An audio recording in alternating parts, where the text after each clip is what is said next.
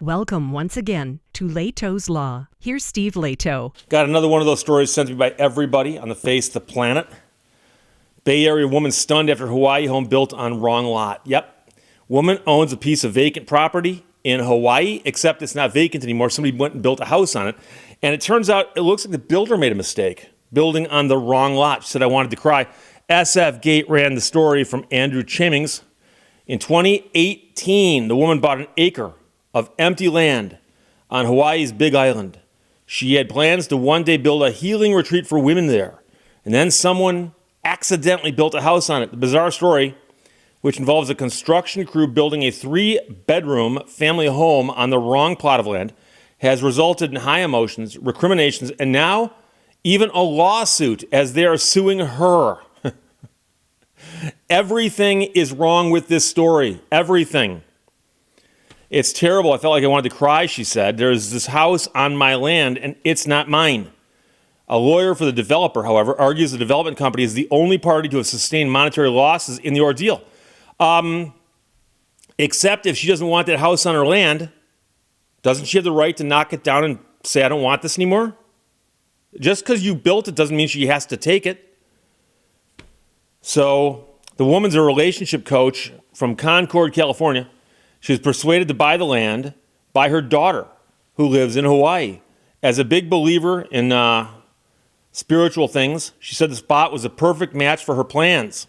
"I believe in the sacredness and sanctity of the land," she said. "The coordinates aligned with my zodiac sign, and you could hear the ocean." The pandemic stalled her plans to build a retreat on the plot she had bought. She'd bought it for $22,000. During the period, she says she received letters in the mail from a developer offering to buy the land, which she ignored. Then one day last June, just as she was about to meditate, she said she got an unusual call from a real estate agent in Hawaii who said, "We sold a house that happens to be on your land. You need to resolve this." So she was stunned and confused and said she told the man to remove the house from her property, which, by the way, I believe is her legal right. If you put something on my property, you can't then force me to buy it from you. So she soon found out that a building company was hired by a developer to build homes on the tract. The crew was supposed to build a home on the parcel next door, parcel 115, but her parcel is 114. And what's more, the newly constructed house has been sold to somebody else. It's unclear exactly how the builders bulldozed and built on the wrong lot. She said she believes it may have been due to them miscounting the number of telephone poles on the street, because apparently that'd be one way you might be able to figure this out. But she also says she doesn't think they used a surveyor. A lawyer for the construction company told a news agency that the developer didn't want to hire surveyors. So whose fault is this now? So a lawyer for the development company claims that that's not true. Best efforts were made to ensure the home was built on the correct property. The home was not maliciously built on parcel 114. Well, your best efforts weren't good enough. And the fact that it was not maliciously built doesn't matter. It was negligently built. That's still not good. I mean, I'd rather be negligent than malicious. But from the home, the parcel's owner's perspective, so the mistake was only realized toward the end of the sale of the property in the summer of last year when the title company was trying to close escrow. The discovery nullified the sale by the developer, which never owned the land in the first place. An MLS listing for the home that was priced at $499 has since been taken down. And then, of course, squatters moved into the property. Who has the right to kick them out? Well, actually, she does, because it's her property. But she says there was poop in the toilet, not just inside, but on it. She alleges the back door wasn't even locked. The house was screaming, "Rob and vandalize me." So she said her property taxes have doubled because of the increased value of the land. She's had to hire an attorney and was expecting to receive an offer from the developer when the conflict escalated, because in a final twist, the developer is now suing her. And this is insanity at its finest. In a civil case filed this year, the developer alleges that the woman was unjustly enriched by the construction of a home on her land and should pay them back. And that is so absurd. That is so absurd. because she says that the development company offered her another plot of land on the street in exchange for hers, but she turned it down. And so the offer was rejected, but they claimed that her demands weren't reasonable. Well, you know something, you might not think so, but she's the one who's been wronged here. So she does have some leverage. So her attorney says it's an extremely frivolous, baseless lawsuit. We are seeking damages. It's just pure bullying. She, the woman, says, it feels like a big injustice. They made a mistake and they're suing me for their mistake. The developer's lawyer, however, said that the woman appears to be taking advantage of the mistake. This is not bullying. The development partnership is the only entity suffered hundreds of thousands of dollars worth of losses. She's trying to exploit the situation to get money from my client and other parties. Yes, because that's how damages are calculated in America. In America, if somebody harms you, generally speaking, the damages are calculated in cash, okay? So the property is increased in value without having her pay a penny for it, that attorney said. Well, you know, that's one interpretation. And that's not the only interpretation.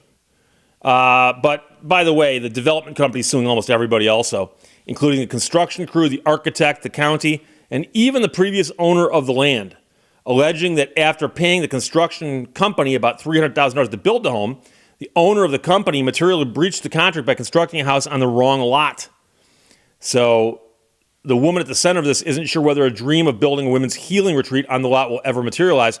This house is just there like a cloud following me, and it keeps raining on me. And so here's the thing. She owns the lot. Somebody built a house on it. They go, oh, the lot's now worth more money. Not necessarily. Because like I said, she's got the right to say, no, I want that house bulldozed and removed. The cost of removing that house could be quite extensive. And before you say, Steve, that'd be wasteful. Number one, it's her lot. She can do what she wants with it. But number two, people knock down homes all the time to build other things. So that's not that crazy. But the unjust enrichment claim that's been filed against her is absurd. And I have not mentioned yet in this video unjust enrichment's elements. Because to get unjust enrichment from somebody, you have to prove that you provided something of value to the person you're suing. And that the person you're suing acknowledged, accepted, and benefited from what you provided. And finally, it would be inequitable for the defendant to enjoy the benefit you provided without compensating you. Well, first of all, you providing something of value? You put a house on a property she didn't want a house on. At least not that kind of a house. And the house appears to be an eyesore. People are breaking into it, squatting in it, not flushing the toilet. Okay, the house is a nuisance. So you lose right there. You provided something of value to the defendant. It's got to have value to her, not to you, to her. Number two, the defendant acknowledged, accepted, and benefited from it. She hasn't benefited from it. In fact, right now it's costing her money. It jacked up her tax rates. That's crazy. And then three, it would be inequitable. It'd be unfair for the defendant to enjoy the benefit you provided without compensation. If she's not going to live in that home and go, boy, I like this place, she's not benefiting from it. This is one, and I've said before, I would not want to be a judge. Being a judge would be no fun. I don't want to be a judge. I don't want to be a judge. However, this is one I'd love to be a judge on. I would come to court early. If I said be at court at 9 o'clock, I'd be on the bench at 8:45, tapping my fingers, waiting for the parties to come in. And as soon as the plaintiff's side started talking, I'd say, hey, hang on. Let me get this straight. You built a house on the wrong property. Didn't bother surveying where you're going to put that house. That cannot possibly be her fault. Sit down. You, stand up. How much have you been harmed? Blackboard it for me. This is one of the craziest cases I've ever heard. Now, the interesting thing is that it combines several of our favorite topics. The home built on the wrong property, we've had a couple of those. The squatters, we've had a few of those. And frivolous lawsuits, we've had a few of those. The only thing we're missing here is civil asset forfeiture or a homeowners association. But beyond that, I feel so sorry for this woman because this ain't her fault in any way, shape, or form. And she should not have to pay a penny. And you might say, but Steve, she could win. Yeah, she could win. after paying her attorneys all that money to defend her. So she's wasting all of her money on attorney fees right now, which is sad.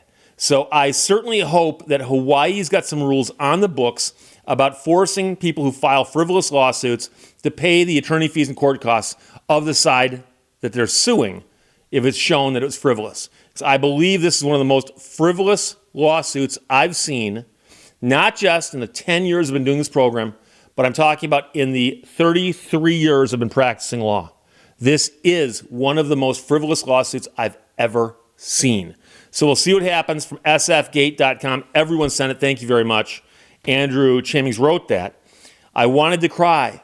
Bay Area woman stunned after Hawaii home built on the wrong lot. Questions or comments, put them below. Let's talk to you later.